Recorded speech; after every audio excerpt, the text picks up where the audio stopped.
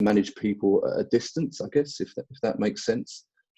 Yeah, there are similarity, because obviously when you are part of the coaching staff, you still have 20, 25 players, and you have to deal with each of them individually, and therefore you have to try to understand the character, the personality of the player, the ego, and therefore once you analyze all of that, you have to deal personally with the player, and you have to have the right way to approach him, the right way to speak to him. And this is very similar to what happened on the loan department, where we have 29, but still you need to understand and trying to, in a way, understand the personality of the player, and again being able to talk to him and to find the right way to get into it. So that, I think, is a very similar thing that happens between the two things. It's different because obviously when you're part of the coaching staff, it's one environment. So yeah, 25 players, but training ground is the same. The dressing room is the same. Stadium, you kind of have the similar thing for our 25 players. In the loan department, obviously, apart from one case where we have 2 players in one club, but the others are all scattered around Europe. So yeah. It's a different thing. It's in a way more complicated, because on top of being able to reach the player, you have to also reach the people that work for the club, to making sure that everything runs smoothly. So I guess it's a great experience in terms of developing communication skills and trying to get to know people the best way. Yeah, it sounds like a quite a mammoth task and role that you have, but an enjoyable one, I guess. Yeah, no, absolutely.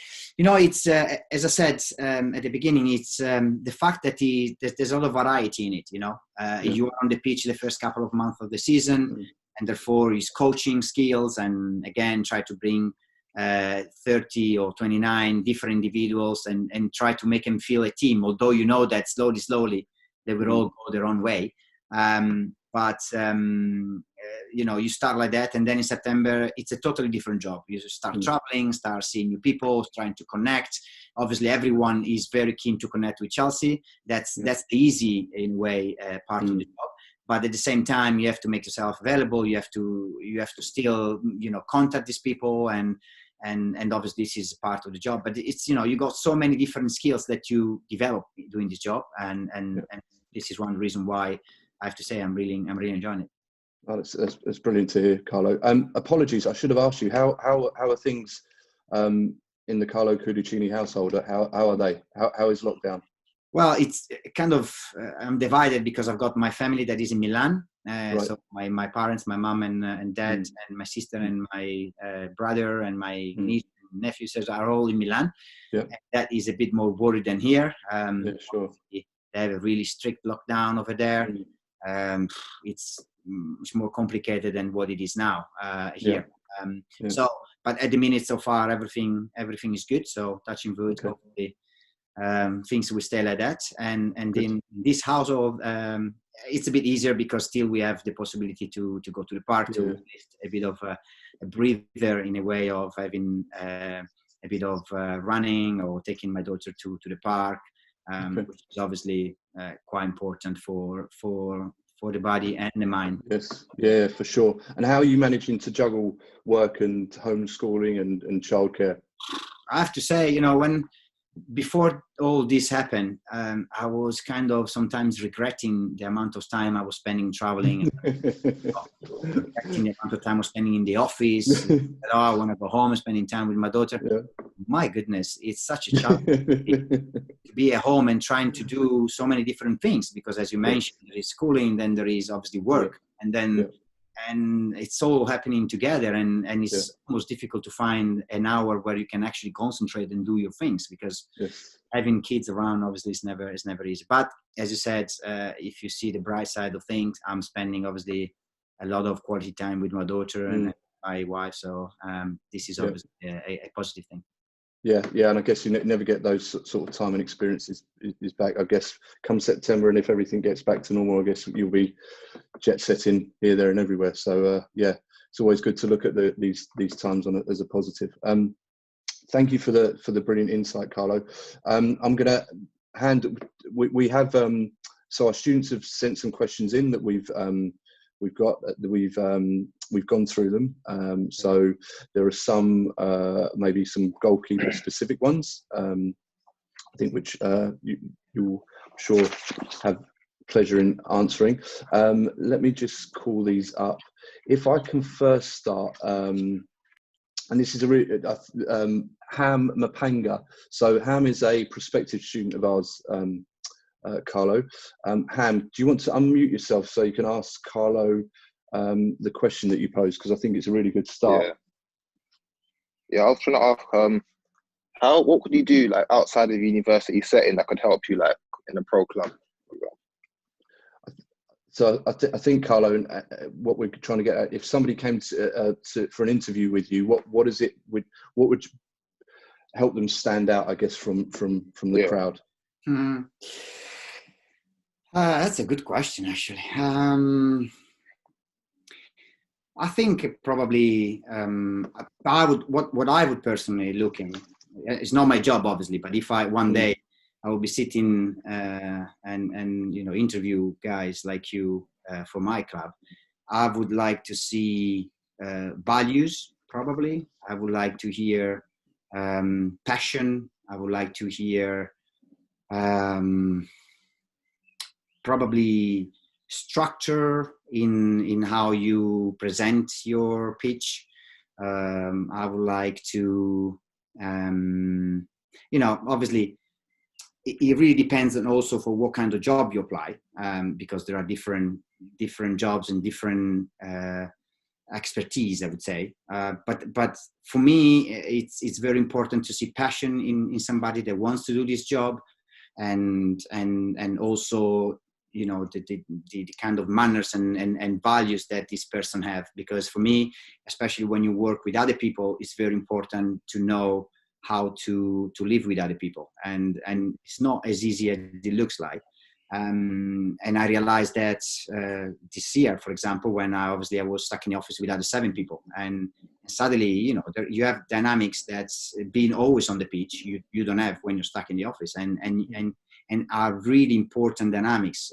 How to speak, how to pose your questions, how to react to maybe certain situation where either you're upset or you are really disappointed on things. So you can't really let yourself go especially when you are the head of the department. So I think they're all skills that you, as I said, you develop while you're working. But if I was there sitting and listening to your pitch, I would like to, as I said, to try to look through your eyes and see how passionate you are, and how will you are to sacrifice a lot of things in your personal life to have success in your next job. That's brilliant. Thank you, Carlo. Thank you, Han, for the question.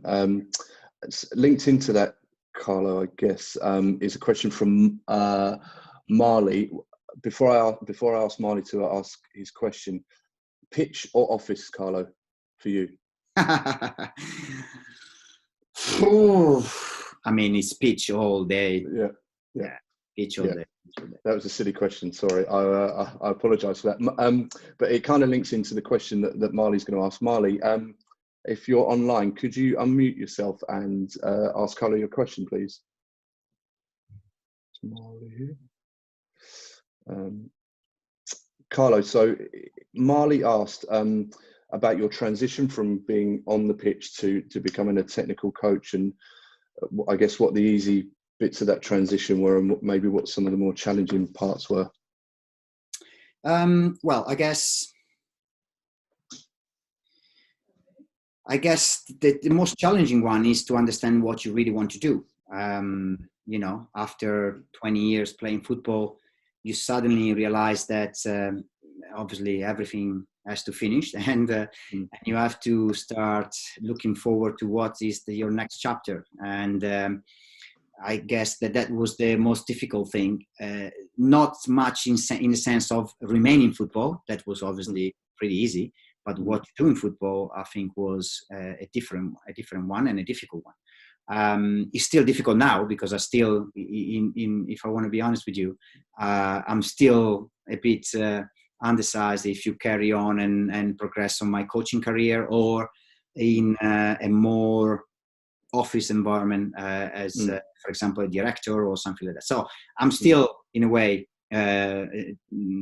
fighting to understand what would be the best option. But having said so, I think the most challenging thing is when you finish playing, you expect to know everything because you've been playing for 20 years, a certain level. You've been under fantastic coaches. You've been training with fantastic players. When you finish, you think that actually you know everything. When I started my coaching badges, I was thinking, they should give it to ex-players because it's so, we've been here for 25 years doing the same thing. So we know this thing, which then you realize that instead is actually totally the opposite. It's a totally different job than being a footballer. Being a coach, I'm just saying, is a totally different thing. You, as a football player, you're very selfish. You think about yourself. You look after yourself, really. You go, you train, you do your treatments, and you look after yourself in terms of, not drinking, not going out, eating healthy, and blah, blah, blah. But when you are a coach, you have 25 players, plus the staff, plus the whatever it is, scouting, and suddenly you are responsible for everything and for everybody. And so it's a totally different mindset and totally different skills. And that was in a way, the most difficult things to understand. And also it's the most interesting one once you then change your mindset and you understand that it's a different job. It's like going now and being a Formula One driver. So you have to start again. Obviously, you start with a very good base, with a good foundation, but at the same time, you start from scratch. Just one final question, Carlo, to your response, which was really detailed. Thank you for that. So some of our level 6 students are currently doing a qualification around talented athlete lifestyle support. So I guess it's that support that the academy give around lifestyle and the pastoral support to the players.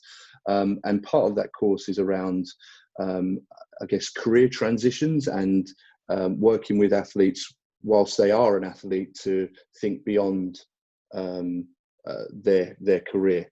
So I guess it's a two-part question. One, did you have any opportunity or support to do that when you were a football player?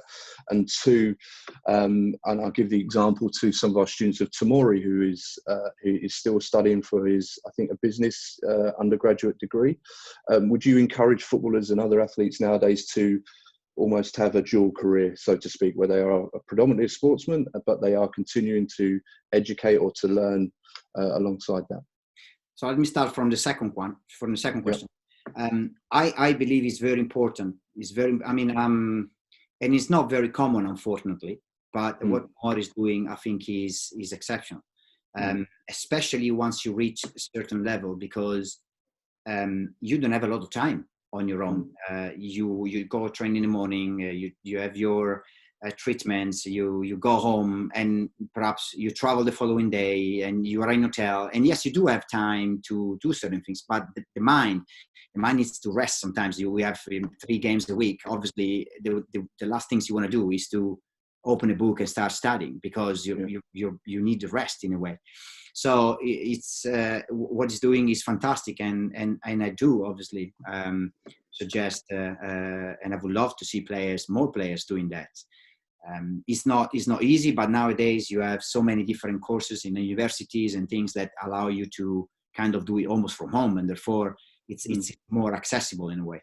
But I think it's very important. It's very important because I did realize actually once I stopped playing that there are so many things out there to be learned, and to in a way to explore, that it's really a pity when people just stuck on one thing. So yes, I do.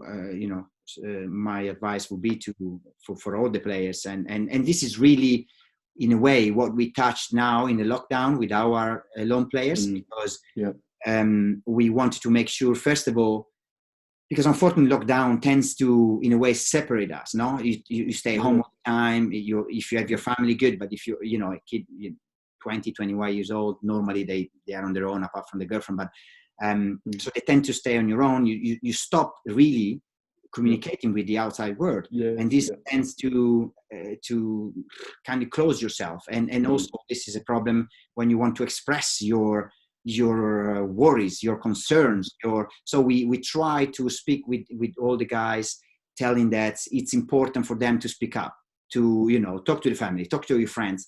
Don't get lazy being on the sofa all day watching TV or playing PlayStation. Try to create contacts. Obviously through these things everyone discovered all the different software, Zoom and Microsoft, whatever, to get in touch. So this is what we are trying to emphasize, that is very important. And at the same time, we said that why don't use this time to do something new, something that you never thought about, something that you're not good enough to do, but why don't you start practicing? We have a great example. A lot of your guys probably don't know that, or maybe they heard or they read about it, but Peter Cech is one of these examples.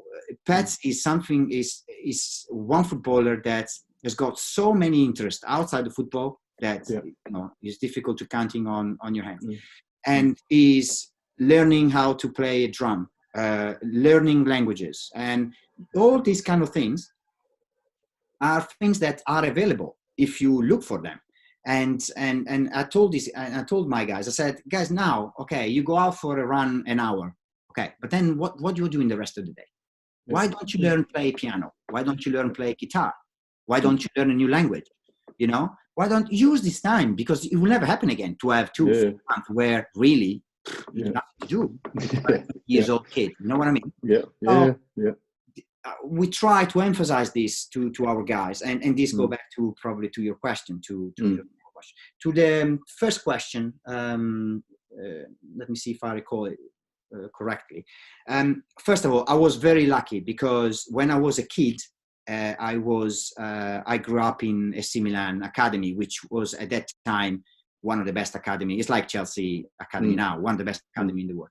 And already in Italy, the philosophy and the knowledge about lifestyle and healthy food and healthy lifestyle, it was already, I think, miles in front of England, for example, when I joined Chelsea in '99. So we were already well thought about, what to eat, what not to eat before the game, all these kind of things. That when I joined in '99, although obviously Chelsea was already quite a big club, I was surprised in a way, so I was lucky that I grew up already in an environment that helped me so much, and that's then stuck with me all through my career. But nowadays, obviously, everyone realizes how important it is to have a healthy lifestyle. It's important what to eat, how you look after your body, how you look after your mind. So nowadays it's obviously very everyone knowledge about what's going on. But for me personally, I was really lucky because I grew up in a special environment. I would say it was the 80s and early 90s, and therefore wasn't so difficult for me in a way. That Carlo, again, that's a fantastic and really detailed answer. Just so you just briefly discussed your playing career.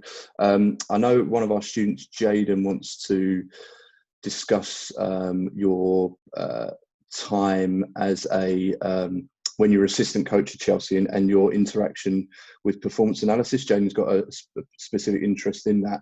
Jaden, are you online? Could you unmute yourself and ask Carlo your first question? Hi, Carlo. Hi. As the assistant coach of the Chelsea first team, how did you utilise the performance analysis effectively during your seasons with Conte and Sarri, seeing as you won a trophy each season? Well, as you can imagine, every manager has got his own philosophy, his own ideas about how much use the performance analysis. Antonio, for example, wasn't a manager that was really based everything on that. But for example, Sarri was instead a manager that was really keen to have numbers on his desk after each game. So everyone works in a different way. I would say that everyone, though, under the training aspect, everyone obviously monitor whatever happened in training, because obviously it's very important, the GPS, all these kind of things, because it's very important to understand, you know, how much and how hard the players work, and if actually the work that you are proposing is a work that is actually reaching what you're looking for. So the target that you have, that you put there every single training session. So under the training aspect, I would say that nowadays everyone roughly use the GPS, and therefore you kind of get to know the data and the intensity and all these kind of things about every training session. Game wise, everyone, as I said, works in a different way, and especially they kind of read the numbers in a different way. So it's a very important tool, I would say, because it makes you understand a lot of things. But at the same time, I think that the eye is still one of the most important things. So when you have a very good eye and you can, in a way, be helped with the data, then you have, in my opinion, almost a perfect picture. Yeah, that's great. Thank you. You are brilliant. Thank you, Carlo. Carlo, our next question is from we have some international students, if we can call Italy international students. Federico, if for us simple English folk, can you ask your question in English so we understand, if that's okay? Carlo, yeah, Federico is in the south of Italy at the moment, so there may well be some delays. That's okay. Yeah, it should be fine. Can you guys hear me? Yeah. Yes. Yeah. My question is a bit more tactical related to your position. I want to ask you, since the evolution of the game, the goalkeeper position has evolved a bit, considering that 10 years ago, it wasn't really that important that the goalkeeper had decent passing ability. Well, nowadays, I can see it's a bit more important to the construction of the offensive maneuver. So I want to hear about your thoughts and considerations to that. Yeah, well, for sure, nowadays, more and more teams, they want to have a goalkeeper that obviously is able to start the action from really from the defense. But I don't think, we're talking about, maybe 20 years ago when I was playing, but already in that time, I felt that probably my generation was the one that started to deal with it, and it wasn't so obsessive, obviously, to have or required in a way to have good feet and good passing ability and good vision and all this kind of thing. But I think it was the start, and nowadays, as you can see, it really depends, obviously, on your philosophy as a manager, if you're required to have a keeper with that skills and abilities, because. I don't know if you recall, but Jose Mourinho in his first spell at Chelsea, we won 2 leagues and we were not building up from the back at all. So it's really, depending on the philosophy that the managers have, and it's true though that nowadays more and more, because obviously they understand the benefit of it. They start to play from the back, and therefore that requires, a goalkeeper that is confident, that is comfortable with the ball on his feet. Right. Thank you. Brilliant, Carlo. Thank you very much. Carlo, we've got a question from our program director, Tom Hounsell. Now, Carlo, please don't give too much away. So Tom Hounsell is the head coach for Fulham under 15s academy side. So you can tell him how many times we've beaten him over the course of his tenure. He's going to ask you a question about tactics now, but by all means, not too much. All right. Hi, Carlo. I'm just really interested in your experiences with different coaches' practice design. This might be a bit of an assumption, but I'm pretty sure Conte was really into unopposed patterns. So I'm just interested in just your own sort of reflections on those, but then also just how the players felt when they were going through those patterns. How do you know that about Antonio, by the way? Spying. Yes, well, in a way, I go back to what I just said. Every manager has got different way of doing things. In a way, at Chelsea, we've been lucky, I would say, because I'm Italian, to have quite a lot of Italian coaches and managers.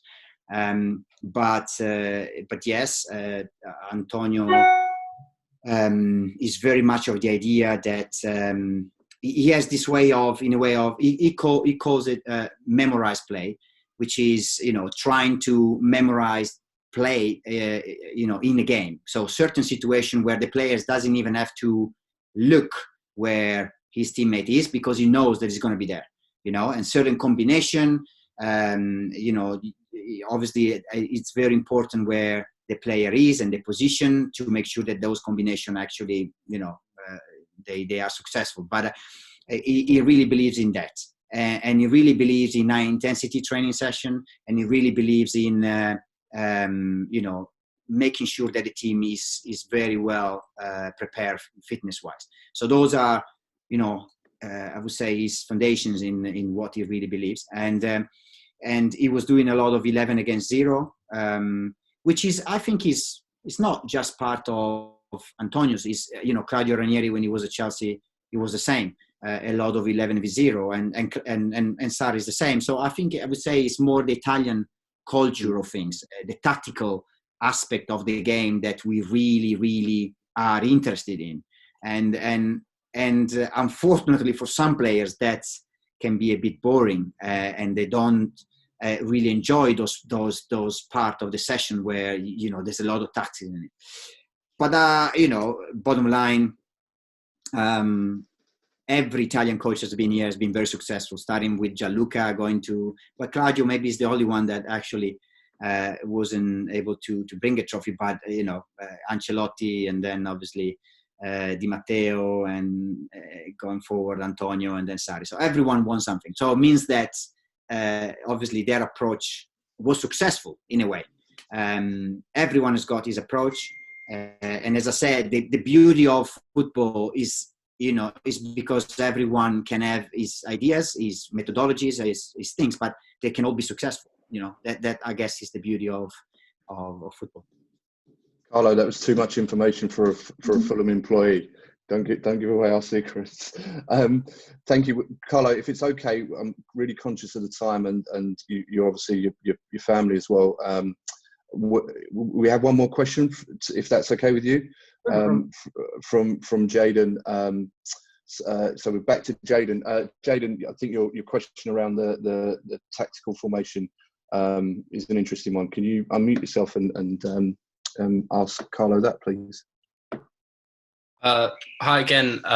During the 2016-17 title-winning season under Antonio Conte, the side switched to a 3-4-3 after the loss at Arsenal. And I was just wondering sort of what inspired that and what went on in the backroom to sort of administer those changes, as it eventually led to the 13-game winning streak. Okay, so let me start a bit earlier than that switch, because that switch happened around October, I think, end of October, I think, if I recall well. So when Antonio joined Chelsea, he had a clear view of how the team would have played. The system, he had two systems in mind. One was the 4-2-4. That is a system that he played with in Italy. I think at Bari and Siena as well, and then at Juventus at the beginning, and then the 3-4-3. Okay, so after analyzing the team and the kind of players that we had in the roster, he kind of had the idea of these two systems. He started with the 4-2-4 because it's a system that he really loved. And so in pre-season, we train a lot on this system. In pre-season, he did realize that perhaps it wasn't the most, I would say, the right one for the team. It wasn't the best suit out of the team. And therefore, he moved to a 4-3-3. for a couple of games in pre-season, which he wasn't really happy with. But we start the season, and I remember he was keep saying, you know what, Carlo, we go into games and I'm not sure what is going to happen. And this feeling and this unknown, uncertain, I hate this thing, because as a manager, I want to know that the team will perform. Then you might win, or it might not, but I want to be sure that the team perform. And now in this moment, I don't feel that. I don't know. It might be one game, might be good. One game is going to be bad, and I don't like this uncertainty. So that led to the game against Arsenal, where obviously was a big problem in a way, result-wise. And he then said, you know what? Sorry for the words. He said, fuck it. I'm going to go back to what I know, which is the system that I played in Juventus for so many years. It was a 3-5-2 at Juventus, but, because he recognized that we had very strong players in the wings, he wanted to play the 3-4-3. So obviously a system that he knew very well, a system that he knew and he knows inside out. And so straight away, he changed the team. It took him a week. And then obviously we were, I would say lucky or not lucky, whatever, but we won straight away the first game away in Hull, and 2-0. And then from there, you get result after result. The players get confident in playing this system. We were obviously better organized at the back with 3 and with 5. And from there, then, we won 10, 11, I don't know how many games in a row. And, after that, it's history. So, but this tells you about football and how a coach can be influential. We often say that, to make a team successful are the players, and rightly so. But, sometimes it's just this genius, in a way, move from a manager that can make you be a successful, can transform maybe an unsuccessful season in a successful one. So it's true, players are the most important thing, but you need to have somebody that is able to lead you towards the success. Carlo, that insight into his philosophy and maybe being flexible and adaptable, I think is I do apologize, because I see a lot of girls in this meeting, so I apologize for my language. Sorry, girls. No, Carlo, there's nothing that they have to put up with myself and a few of us others sometimes. That's okay. If you don't apologize to men, don't apologize to the women. This is our Joanna Fonseca is our expert in coaching from Portugal, so she brings the Portuguese spirit with her to the program. More she does. Yeah, she's the worst. So just coming back to his philosophy and flexibility and being adaptable, I guess. Our last question, and I promise this is the last one, Carlo, is from Max, who I guess it's around some advice that you would give to budding coaches who are going above and beyond the coaching qualifications to study in depth at university level, what they can maybe do. Max, could you ask Carlo the final question, please?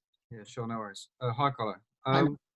What advice would you give to coaches that currently support head coaches or lead coaches to make sure that they're improving as coaches instead of just being a person, a handyman to that coach, obviously without getting in the way and taking complete ownership of sessions? You know what? I have a great respect for assistant coach and assistant manager after I've been in that situation, because as you can imagine, a certain level, I would say all managers, they have big egos, and to be able to tell them that they're wrong, it's almost an impossible task without make them upset. So you have to find a way. You have to find the right channel where you can express your views on things without, though, obviously make the coach feeling like, oh, what is doing that did this wrong, or I'm not able to do this, or So because that obviously is going to be a problem. And it happened in the past when you had, for example, ex-players that they ended up being assistant coaches, assistant managers, and they actually got sacked because normally big players, they go and they pretend, they think they know everything, and they go and they clash with the manager because they are too straightforward in a way, which doesn't mean that you have to always say yes. Absolutely. You're right when you say, the assistant manager is there to help the manager to do the best. The assistant manager is there to improve the manager. Although obviously if he's there is clearly because he's got skill and potential and qualities, but you're there because you need to make him better. And you have to find, and the main target for the assistant manager is to find a way to communicate with the manager in a way that you improve him, you make him better, but without really touching his egos in a way. So it's a difficult task. It's a very difficult task. And, I'll tell you this, and I mean, Antonio is obviously, I work with him 2 years and I'm sure he doesn't mind that. It's, with Antonio, I straight away understood one thing, that when he was telling me things and I didn't agree with, if I said to him, Antonio, no, I don't agree because blah, blah, blah, blah, blah, he straight away was having a go at me. And, then we ended up discussing and having an argument about things. But then I learned going forward that and when I was telling him things, if he was not saying, oh, yes, Carlo, I agree with you, he would never say that. Never. But he was silent and he was listening. And if he was doing that, that means I knew that my things were getting into him. And therefore I knew that eventually he will probably, it will be useful to him. So that was a sign. With the moment instead, I was saying something and he was saying, no, Carlo, I knew that, okay, there was no way I could carry on with the discussion because there was no way I was able to put my point across. So these little things, obviously you learn these things while you're working with a manager and you start and you learn how to deal with these things. And therefore with Antonio, it was pretty safe. When I wanted to say something, I could see his reaction. If he was silent, I said, okay, I got it. If instead he was getting back to me, I said, okay, there's no point, Carlo, forget it. Let's move on and do something else. So you learn things, but it's a very, very important position because obviously it really depends on what the system manager is there for. But on the pitch and on top of the football and the dressing room, you have a very important role into the dressing room because sometimes the manager obviously can come across hard or harsh, or you can, and you have to be able to go and speak with the player and making sure that, he took it in the right way. And this is up to the assistant manager, not to the manager. So he really a big task to kind of follow and to make sure that that everyone understands that. So as I said, I've been in that position and I can tell you it's not an easy position, and I have plenty of respect for all the number twos in football.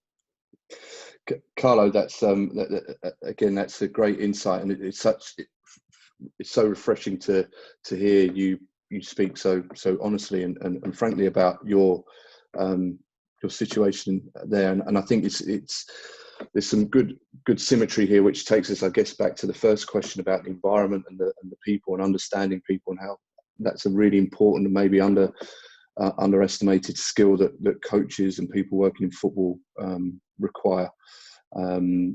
So thank you for sharing your insights with us. I know it would have been a brilliant experience for the students. For me personally, it's been brilliant to have. We don't sometimes see you passing in the corridor and the training pitch. Sometimes we don't have time to have that. So thank you for sharing those insights with you. In fact, I think you've probably got a new job, Carlo, as a visiting professor. So if any time you want to come and lecture on some of the modules, there will be an open invitation there. I love that, Michael. Bottom line, what I found out when I was a player, I was always interested to hear other players that were, or ex-players at that time, because they obviously went through already all the process that I've been through now. So Mm. for me, it's a pleasure. And when I ask to do these kind of things, I'm always happy, because for me to share my personal experience is great.